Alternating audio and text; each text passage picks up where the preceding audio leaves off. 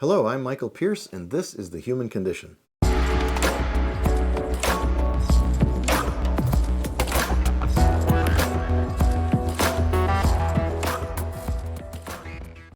Today our topic is what are the worst brain-damaging habits? And clearly, you don't want to hit your head. Obviously, if a person were to hit their head, they could get a concussion. Even if you don't hit your head, you can have whiplash, and whiplash allows the brain to accelerate and decelerate and smash into the skull. So even if you never strike your head against anything, if you have a whiplash event where your head whips forward and back or side to side or rotationally, which can be worse, you can end up with concussions or traumatic brain injury of various types. So hitting the head is one thing. Another very common one in our culture is glycation and glycosylation. There are sugar damages that happen to the brain when we have variations in our blood sugar. If we have high blood sugar and low blood sugar and insulin resistance, we end up with these whiplash, chemical whiplashes, where we not mechanically but chemically change our brain's level of insulin and glucose response, and that creates a browning effect. It's the Maillard reaction, or what chefs call the Maillard reaction, or the browning that happens to food when you cook it. So humans brown and age just like food in a cooking unit does, only we cook ourselves very slowly at low temperature over time. So it's important to realize that this damage that comes from sugar metabolism that's imbalanced is a problem. Now, does that mean that all sugar burning is a problem? Well, not necessarily. If we can modulate our sugar by making sure our insulin resistance is taken care of, by making sure we don't have massive hypoglycemic events, and by sometimes doing a ketogenic or keto-adapted lifestyle, we'll find that we have less of this glycosylated or glycation damage where the sugar molecules are burned essentially or browned like in cooking.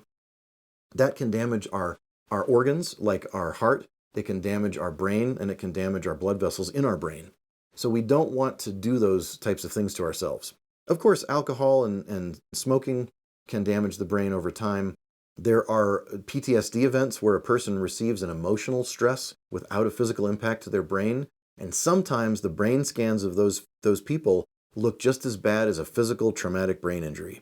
So it's very important to realize that a PTSD event or a post-traumatic emotional event, where an event that someone observes through their senses but never is struck by a physical impact or blow, can be just as damaging as a physical blow to a person, and sometimes worse.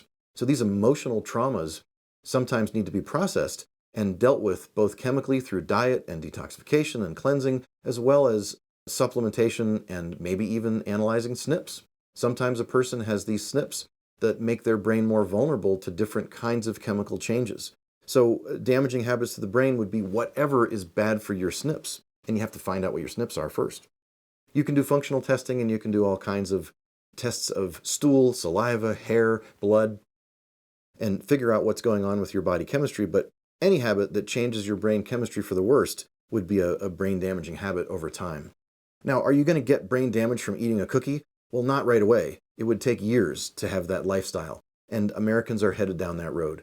The obesity epidemic is a problem not just because people are larger and bigger, but because they have visceral fat, liver fat. Visceral fat and liver fat is a much worse problem than subcutaneous fat. So we have to look at that, and we have to understand that this non-alcoholic fatty liver disease is a big deal for humans and Americans especially. And so we need to pay attention to our diets, our supplements.